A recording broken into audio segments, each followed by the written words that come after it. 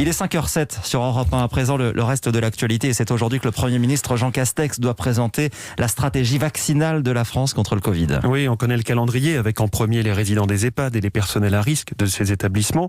Jean Castex doit dire ce soir qui va procéder à la vaccination et dans quel type de lieu, Ève Roger. Oui, alors l'objectif, c'est de ne pas reproduire l'erreur de 2009 et la vaccination contre le virus H1N1, des vaccins à la chaîne dans de grands vaccinodromes, échec magistral. Là, le gouvernement va faire l'inverse, partir du terrain, en l'occurrence des 52 000 médecins généralistes.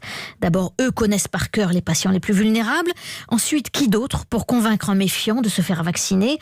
Eux savent manier les mots pour lever les réticences, explique Jean-Paul Hamon, le président d'honneur de la Fédération des médecins de France. Le meilleur exemple, c'est de dire que moi, je vais me faire vacciner, sans hésitation. C'est la même chose quand les gens ont une réticence à l'égard de l'hépatite B. Je leur dis, mais écoutez, j'ai vacciné mon fils, j'ai vacciné mes petits-enfants. N'ayez aucune crainte. J'ai pas envie que ma famille soit malade. Deuxième question, où se faire vacciner? Alors là, ça se complique singulièrement, surtout avec ce premier vaccin disponible, celui de Pfizer-BioNTech, qui nécessite de super congélateurs.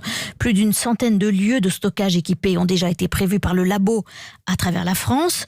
Une fois les vaccins sortis des congélateurs, top chrono, les professionnels de santé auront 5 jours, pas plus, avant de les administrer dans les EHPAD, les cabinets médicaux, sans oublier une centaine d'hôpitaux et certaines pharmacies déjà dans les starting blocks. Ève Roger pour Europe 1.